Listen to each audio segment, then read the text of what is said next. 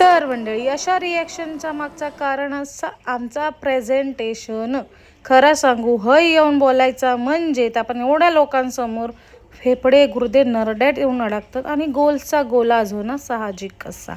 तरीसुद्धा आम्ही हे सगळ्यांनी आमचा बेस्ट दिलेला असावं. आम्ही ज्या ज्या NGO मध्ये काम केला होता खूपच सुंदर असा प्रशंसनीय काम होता. सगळ्यांसाठी एकदा जोरदार अशा प्रकारे हसत खेळत आमचो दिवस गेलेलो असा. हसत खेळत खूप टेन्शन होतं खूप.